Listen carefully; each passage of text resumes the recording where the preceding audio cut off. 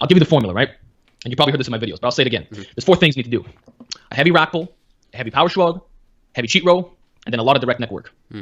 Those are the 4 facets of it, okay? And that better way to simplify it is going to be a heavy pull of some type, heavy power shrug, a row, and some direct neck work. You do direct neck work, watch your traps blow up. I believe that this yoke training is so beneficial that I can take anybody in YouTube Fitness who's not attempted it, and I will get them more yoked. If the concentric is so important, how come deadlifts and farmer walks build the traps? If you think I'm wrong, then you're basically stating that farmer walks and deadlifts don't work the traps. But we know for a fucking fact, a flaming fact, that guys who do these lifts get bigger traps. So we know that the stretch is what counts, all right? If you disagree, if you say farmer walks and deadlifts don't build the traps, you're a biased motherfucker and you need to get off my channel. I think that the stretch is really what counts when talking about getting yoked. The traps evolved to stabilize, the scapula, to keep the arms attached to your body. When I read that years ago, I was like, that makes so much sense. Your traps evolved to stabilize the shoulder girdle while you're holding on to heavy shit. Why is it that? Because back then, I didn't understand why deadlifts, before I learned about eccentrics and stretching, I was like, why do deadlifts grow traps? There's no squeezing. There's no, they tell us squeeze, hold it at the top. I was like, deadlifts, they pick this shit up and put it down. All you see is veins on their neck, trying to like hold the weight. And then same thing with farmer walks. You see somebody doing farmer walks, traps are short. So I was like, what the hell? Until I ran into the bird study, the avian stretch. That's the avian stretch. That's crazy. And that's like the biggest reported growth in muscle in the animal kingdom, bar none, right? And there was no contraction. There is 0 contraction in the avian bird studies. It is just heavy weights, pretty much farmer walks on the poor bird, Yeah. Just to give you guys a little bit of an update, right, regarding weighted stretching. If we actually do look at the studies, it does find that it gives really good gains. Like, is it a coincidence that the study that produced the most muscular hypertrophy ever reported was with weighted stretching? Over 300% muscle gain in birds. I know it's birds, so guys are going to say, oh, it's fucking birds, doesn't apply to humans. Okay, well, guess what? Last year, there was a study done on calves, right? Stubborn body part, right? Where the calf, just one calf was stretched. Just that, just weighted stretching on the calf. 0 concentric, and the size improved. The size fucking improved. No concentric, 100% weighted stretch. So I was like, man, come on. Now I'm seeing it in birds, in humans, in the wheelbarrow motherfuckers from Africa. They were not shrugging the wheelbarrow, They were just... So stretching, you get way more out of stretching exercise than you do out of concentrics and squeezing. I'm not saying that they're useless. I mean, obviously you're also, contracting at the top. But if you had to pick, if you were short on time, stretching exercises or not. I have to laugh because why are you dismissing powerful anecdote? Why are you going to ignore all the arguments I've made about weighted stretching and say, well, it's anecdote, therefore it doesn't work? I'll tell you something, right? I've had thousands of men acquire results from following the yoke training advice, which includes rack pulls above the knee, cheat shrugs, cheat rows, and direct neck work. Thousands of men.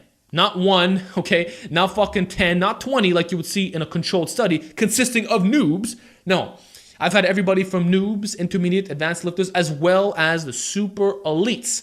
Guys who've been training for 10, 20 years, that they started following this advice, and they got gains. You can do high volume. You can easily do rack pulls above the knee with 5 seconds hold at the top. You can do that. So instead of squeezing at the top here for 3 seconds, you're actually stretching at the bottom for the same amount of time. You ever think about that? If you did nothing but rack pulls above the knee, your traps would get bigger. This should debunk the idea that you even have to squeeze your traps in the first place. Try to do it on an elite guy. Try to do it on thousands of elite guys. Just like my rack pull advice. I can take anybody in YouTube Fitness. I don't care where you're at. If you're an advanced guy, you've been training for 10, 20 years, you start doing this advice, you're going to blow up the upper back and the traps. Science will confirm it to be correct because it's going to get tested eventually. When something is so powerful, eventually gets tested. It's commonly touted that if you just do heavy deadlifts, your traps will blow up.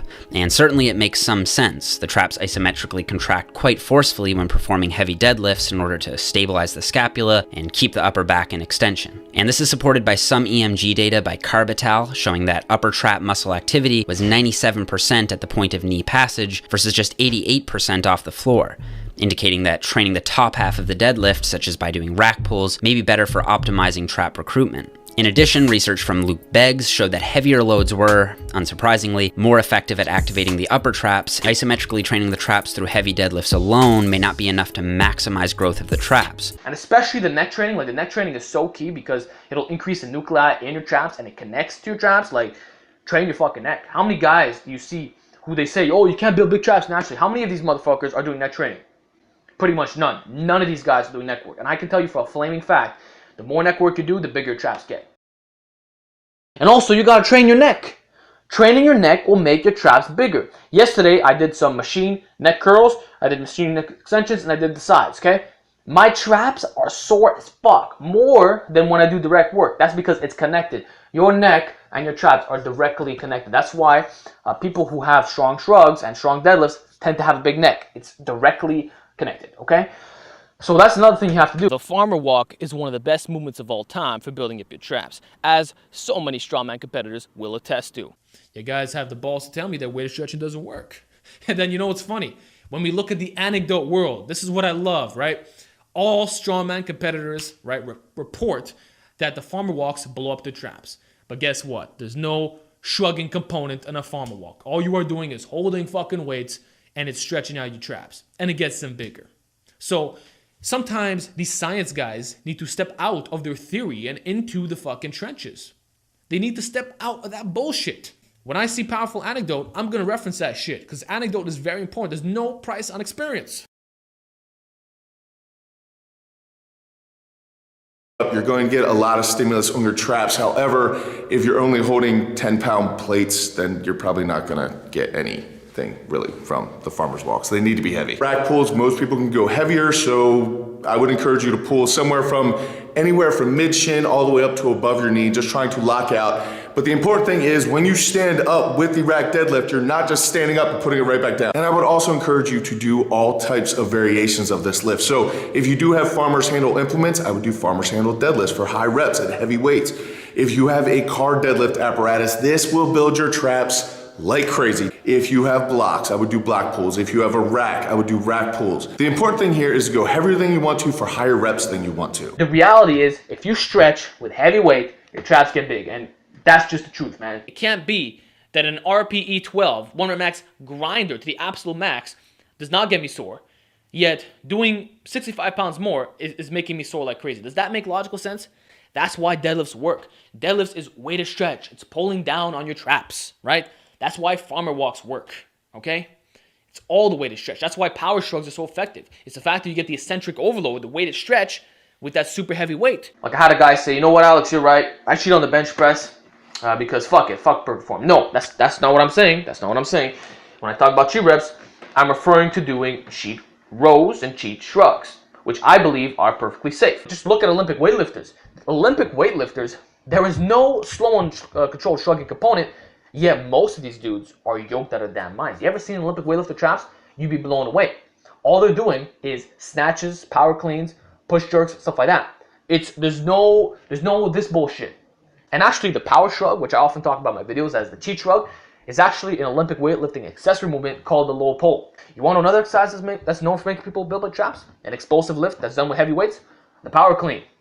Are you going to deny the fact that power cleans build your traps? You are proving the fact that traps can grow through heavy freaking weight, very fast repetition. I'm giving you the raw facts. This is what works. And if you're too much in your little science world that you need to fucking study, you gotta get off my channel, bro. You don't have to train all the functions. People have to stop with this bodybuilder shit where like they think of their physique like Legos. I gotta do this function followed by this function, this function, this function. No, you don't have to do that. Here's the thing.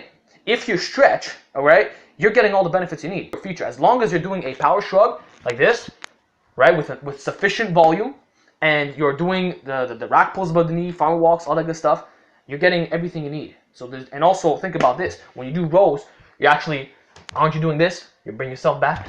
So there's going to be some crossover. The point is, if you have higher size selection and you're trained the proper way, you don't have to train that function as much as you think. So you squeeze it for 3 seconds, bring it back down. 3 seconds, bring it back down. Here's why this makes no sense. Sure, there might be more time retention, but at what cost? The cost is you're lifting bitch weight. And the fact of the matter is that your traps have insane strength potential. As you know in myself, I've always used all three heights. Below the knee, at the knee, above the knee. So as you can see, I'm strong in all positions. This is highly recommended if you're going to be doing the rack pull above the knee. If you intelligently program the rack pull into your program, so you pull off appropriate heights, being 2, 4, and 6 inches, then it's going to have immediate carryover 100%. And if you, in particular, if you use like a progressive range of motion method, like Paul Anderson recommends, so 1 week you do 6 inches, next week 4.5, then 2, and you keep going down, I think it's going to have amazing carryover to the floor. Most people, when they do block pull, they're going to pull off 2, 4, and 6 inch heights, okay? Because this is more specific for building the deadlift. But when I talk about doing rack pulls, I'm referring to doing them above the knee, because that's what allows you to get the most overload. Pull off 4-inch blocks, well 2, 4, and 6-inch blocks. You don't want to go above that because it's less specific to pulling off the floor.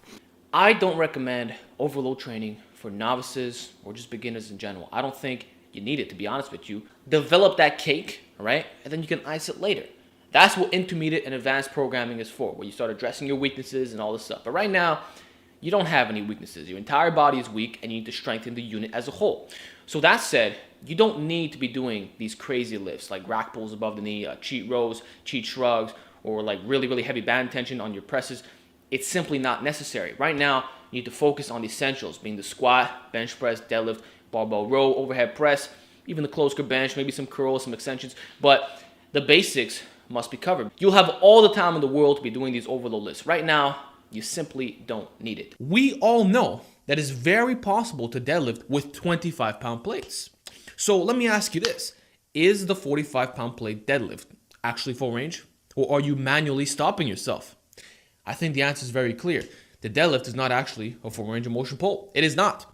Because who decided that these 45-pound plates, this specific diameter, is exactly where you have to stop? I mean, I understand its purposes, the history behind weightlifting and stuff like that. It was necessary at that time. But how can you tell me that the deadlift is full range of motion? And that by that definition, how can you tell me that rack pulls don't work? Because we know, you guys can't be hypocrites here. We know that you could deadlift with 25-pound plates. We know that you could do deficit deadlifts. In reality, aren't these the true representations of what a deadlift actually is? In fact, isn't a real deadlift such that your hands surpass your feet? Is that not a full range of motion pull? So already we can prove without a doubt that partials work, because deadlift is a partial. I feel that the trap bar deadlift does not get a lot of love, even though it's a great freaking exercise. In fact, I would like to argue that the trap bar deadlift might be the best pulling style for the majority of the population. Now, I'm going to hear arguments that the trap bar is a squat and that it's nothing like a deadlift and that the movement pattern is completely different. Well, guess what? The research does not support this. If you look at real studies done on the trap bar versus conventional, you don't see significant difference in terms of muscular activation. You see slight deviations in the quads, lower back, and hamstrings, but beyond that point, the two exercises are actually very similar. The only difference is that the trap bar is a neutral grip, you're a little bit more upright, and it's a little bit more quad. And if you factor in the high handles, even fucking better. Because here's another thing that guys don't talk about. Conventional deadlift for a very large population has too much hip flexion. I'm just giving you the raw game. There's too much hip flexion, which means that people have to compensate by rounding their lower backs. They compensate with spinal flexion. No matter how good their mobility is, if you don't have the anthropometry, if there's too much hip flexion, you will have to compensate with spinal flexion. And that's why I'm always trying to tell you that block pulls and rack pulls are so much safer. Now, one of the benefits of the trap bar deadlift is that you actually have high handles. And that right there could eliminate the hip flexion problem that so many guys have, which saves the lower back. Above the knee rack pull is its own unique lift that you can get stronger at, and it gives you incredible yoke gains. So to me, that's not cheating. When I'm doing these 2 range of motion pulls, like it's literally this much fucking range of motion, that's not a cheat. It's a different exercise. Just like if I decide to do a pin press and I label it as a pin press, you can't call it a cheat. Well, let's say I'm doing a squat and I'm doing quarter squats. I'm saying, yeah, I can squat 600 pounds for reps, bro. That's when it's cheating. It's when you're not labeling it correctly. But if I specifically state this is a rack pull above the knee and the purpose is to build the upper back and traps, that is not a cheating rep.